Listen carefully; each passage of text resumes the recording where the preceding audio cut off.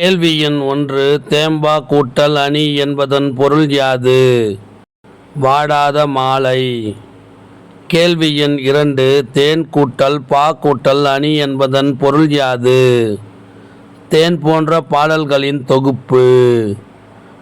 கேள்வி எண் 3. தேம்பாவணி என்ற பெருங்காப்பியத்தை இயற்றியவர் யார்? வீரமாமுனிவர். கேள்வி எண் 4. தேம்பாவணி எத்தனை காண்டங்களை கொண்டது? 3 காண்டங்களை கொண்டது. கேள்வி எண் 5. தேம்பாவணி எத்தனை படலங்களை கொண்டது? 36 படலங்களை கொண்டது. கேள்வி எண் 6. தேம்பாவணி எத்தனை பாடல்களை கொண்டது? 3615 பாடல்களை கொண்டது. கேள்வி எண் 7. தேம்பாவணி என்ற நூல் படைக்கப்பட்ட காலம் எது? கிபி 17ஆம் நூற்றாண்டு. கேள்வி எண் 8. கிறிஸ்துவின் வளர்ப்பு தந்தையான சூசையப்பர் என்னும் யோசேப்பினை பாட்டுடை தலைவனாக கொண்ட நூல் எது? தேம்பாவணி. கேள்வி எண் 9. கிறிஸ்துவிற்கு முன் தோன்றியவர் யார்? திருமுழுக்கு யோவான். கேள்வி எண் 10. கிறிஸ்துவின் வருகையை அறிவித்த முன்னோடி யார்? திருமுழுக்கு யோவான். கேள்வி எண் 11. திருமுழுக்கு யோவானுக்கு வீரமாமுனிவர் தன் காப்பியத்தில் இட்ட பெயர் என்ன? கருணையன். கேள்வி எண் 12. கருணையன் தன் தாயார் எலிசபெத் அம்மையாருடன் எங்கு வாழ்ந்து வந்தார்? கானகத்தில். கேள்வி எண் 13. கருணையன் தாய் இறந்துவிட்ட போது கருணையன் அடையும் துன்பத்தில் இயற்கையும் பங்கு கொண்டு கலங்கி ஆறுதல் அளிப்பதாக எந்த பாடல் தெரிவிக்கிறது? தேம்பாவணி பாடல் தெரிவிக்கிறது. கேள்வி எண் 14. பூக்கையை குவித்து பூவே புரிவோடு காக்கென்று அப்பூச்சேர்க்கை பரப்பி என்ற வரியில் உள்ள சேக்கை என்பதன் பொருள் என்ன? படுக்கை. கேள்வி எண் 15. இங்கன் திருத்தி அறத்தை யாவையும் யாக்கை பிடித்தன்றாக என்ற வரியில் உள்ள பிணித்து என்பதன் பொருள் என்ன? கட்டி. கேள்வி எண் 16. இனிது நூல் அடக்கி வாய்த்த ஆக்கையே அடக்கி பூவோடு அழுங்கநீர் பொழிந்தான் மீதே என்ற வரியில் உள்ள வாய்த்த என்பதன் பொருள் என்ன? பயனுள்ள. கேள்வி எண் 17. வாய்மணியாக கூறும் வாய்மையை மழை நீராகி தாய்மணியாக மார்பில் தாங்கியுள்ளம் குளிர வாழ்ந்தான் என்ற வரியில் உள்ள தழங்கி என்பதன் பொருள் என்ன? அசைந்து. கேள்வி எண் 18. தூய்மணியாக தூவும் துயிலது இளங்கூழ் வாடி என்ற வரியில் உள்ள இளங்கூழ் என்பதன் பொருள் என்ன? இளம்பயிர். கேள்வி எண் 19. காய்மணி ஆகும் முன்னர் காய்ந்தன காய்ந்தேன் அந்தோ என்ற வரியில் உள்ள காய்ந்தேன் என்பதன் பொருள் என்ன? வருந்தினேன். கேள்வி எண் 20. விரிந்தன கொம்பில் கொய்த வீயன உள்ளம் வாட எரிந்தன நுதி நஞ்சு அன்புண்டு என்ற வரியில் உள்ள கொம்பு என்பதன் பொருள் என்ன? கிளை. கேள்வி எண் 21. இரும்புழை புண்போல் நோக பிரிந்தன புல்லின் காணில் என்ற வரியில் உள்ள புழை என்பதன் பொருள் என்ன? துளை. கேள்வி எண் 22. பெரிதெழுது ஏங்கி தேம்ப சரிந்தன அசும்பில் செல்லும் தடவிலா தனித்தேன் அந்தோ என்ற வரியில் உள்ள அசும்பு என்பதன் பொருள் என்ன? நிலம். கேள்வி எண் 23. ஓய்முறை அறியேன் ஓர்ந்த உணவினை ஒத்து உறுப்பு இல்லா செய்முறை அறியேன் மெய்தான் விரும்பி உணவு தேட செய்முறை அறியேன் என்ற வரியில் உள்ள ஓர்ந்து என்பதின் பொருள் என்ன? நினைத்து. கேள்வி எண் 24. காணில் செல்வழி அறியேன் தாய்த்தன் கைமுறை அறிந்தேன் தாயும் கனிந்தன தனித்து போனால் என்ற வரியில் உள்ள கடிந்து என்பதன் பொருள் என்ன? விளக்கி. கேள்வி எண் 25. நவமணி வடக்கையில் போல் நல்லற படலை பூட்டும் தவமணி மார்பின் சொன்ன தன்னிசைக்கு இசைகள் பாட என்ற வரியில் உள்ள படலை என்பதன் பொருள் என்ன? மாலை. கேள்வி எண் 26. தோமணி மரங்கள் தோறும் துணரணி சுனைகள் தோறும் உவமணி கானம் கொள் என்று ஒலித்து அழுவ போன்றே என்ற வரியில் உள்ள துணர் என்பதன் பொருள் என்ன? மலர்கள். கேள்வி எண் 27. காய்மணி ஆகும் முன்னர் காய்ந்தன காய்ந்தேன் என்ற வரிகளில் இடம்பெற்றுள்ள அணி எது? ஓமை அணி. கேள்வி எண் 28. பூக்கையை குவித்து பூவே புரிவோடு காக்க என்று யார் யாருக்காக வேண்டினார்? கருணையன் தாய் எலிசபெத்துக்காக வேண்டினார். கேள்வி எண் 29 காணில் செல்வழி அறியேன் என்பது யார் கூற்று? கருணையன். கேள்வி எண் 30 உய்முறை அறியேன் ஓர்ந்த என்ற வரியில் உள்ள உய்முறை என்பதன் பொருள் என்ன? வாழும் வழி.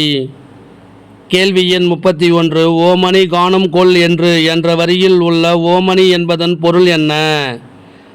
மணமலர். கேள்வி எண் 32 பூக்கையை குவித்து பூவே புரிவோடு காக்கென்று என்ற வரியில் உள்ள காக்கென்று என்னும் சொல்லுக்கு இலக்கண குறிப்பு தருக. காக்கவென்று என்பதன் தொகுத்தல் விகாரம். கேள்வி எண் 33 அழுங்கணீர் அடக்கி பூவோடு என்ற வரியில் உள்ள கணீர் என்னும் சொல்லுக்கு இலக்கண குறிப்பு தருக. கண்ணீர் என்பதன் இடக்குறை. கேள்வி எண் 34 காய்மணி ஆகும் முன்னர் என்ற வரியில் உள்ள காய்மணி என்னும் சொல்லுக்கு இலக்கண குறிப்பு தருக. வினைத்தொகை.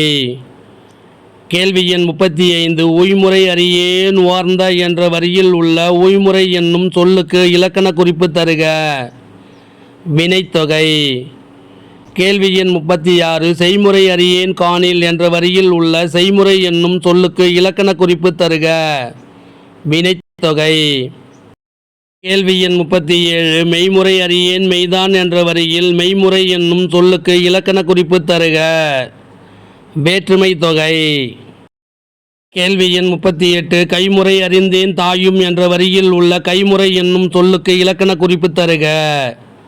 மூன்றாம் வேற்றுமை உருவும் பயனும் உடன் தொக்கத் தொகை. கேள்வி எண் 39 அறியேன் என்னும் சொல்லுக்கு பகுபத உறுப்பிலக்கணம் யாது? அரி கூட்டல் ஈ கூட்டல் ஆ கூட்டல் ஏன்.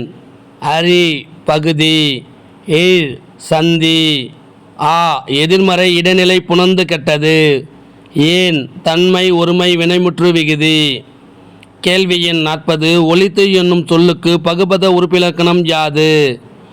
ஒலி கூட்டல் இத்து கூட்டல் இத்து கூட்டல் ஊ. ஒலி பகுதி, இத் சந்தி, இத் இறந்த கால இடைநிலை, ஊ வினையெச்ச விகுதி. கேள்வி எண் 41 தமிழ் சிறுகதையின் முன்னோடி என்று அழைக்கப்படுபவர் யார்? தைரியநாதன். கேள்வி எண் 42 தமிழ் உரைநடையின் தந்தை என்று அழைக்கப்படுபவர் யார்? வீரமாமுனிவர். கேள்வி எண் 43 எல்லல் இலக்கிய வழிகாட்டி என்று அழைக்கப்படுபவர் யார்? கான்சுடான்சு ஜோசப் பெசுகி. கேள்வி எண் 44 உரைநடை இலக்கிய முன்னோடி என்று அழைக்கப்படுபவர் யார்? தைரியநாதன். கேள்வி எண் 45 செந்தமிழ் தேசிகர் என்று அழைக்கப்படுபவர் யார்? வீரமாமுனிவர். கேள்வி எண் 46 தொகுப்பு பணியின் வழிகாட்டி என்று அழைக்கப்படுபவர் யார்? கான்சுடான்சு ஜோசப் பெசுக்கி. கேள்வி எண் 47 மொழிபெயர்ப்பு துறையின் வழிகாட்டி என்று அழைக்கப்படுபவர் யார்? தைரியநாதர். கேள்வி எண் 48 வீரமாமுனிவர் என்னும் பெயரை தைரியநாதருக்கு வழங்கியது யார்? மதுரை தமிழ்ச்சங்கம். கேள்வி எண் 49 தமிழ் அகராதியின் தந்தை என்று போற்றப்படுபவர் யார்? வீரமாமுனிவர். கேள்வி எண் 50 ஒப்பிலக்கண வாயில் என்று போற்றப்படுபவர் யார்? வீரமாமுனிவர். கேள்வி எண் 51 வீரமாமுனிவர் படைத்த உரைநடை நூல்கள் எவை? வேதியர் ஒழுக்கம், வேத விளக்கம், போதகம் மறத்தல், லூதர் இன இயல்பு, ஞானக்கண்ணாடி, வாமனன் கதை. கேள்வி எண் 52 வீரமாமுனிவர் படைத்த இலக்கண நூல்கள் எவை? தொன்னூல் விளக்கம், கொடுந்தமிழ் இலக்கணம், செந்தமிழ் இலக்கணம். கேள்வி எண் 53 வீரமாமுனிவர் படைத்த அகராதி நூல்கள் எவை? சதுர அகராதி, தமிழ் லத்தீன் அகராதி, போர்த்துகீசியம் தமிழ் லத்தீன் அகராதி. கேள்வி எண் 54 வீரமாமுனிவர் படைத்த சிற்றிலக்கிய நூல்கள் எவை? திருக்காவலூர் கலம்பகம், கீத்தேரி அம்மாள் அம்மானை, அடைக்கல நாயகி வெண்பா, அன்னை அழுங்கல் அந்தாதி, கருணாகர பதிகம். கேள்வி எண் 55 வீரமாமுனிவர் திருச்சியை ஆண்ட சாந்தா சாஹிப் என்னும் மன்னரை சந்தித்து உரையாடுவதற்காக எத்தனை மாதங்களில் உருது மொழியை கற்றார்? 2 மாதங்களில் கற்றார். கேள்வி எண் 56. வீரமாமுனிவருக்கு இஸ்மாத் சந்நியாசி என்ற பட்டத்தை வழங்கியவர் யார்? சந்தா சாகிப் மன்னர். கேள்வி எண் 57. இஸ்மாத் சந்நியாசி என்னும் பாரசீக சொல்லின் பொருள் என்ன? தூய துறவி.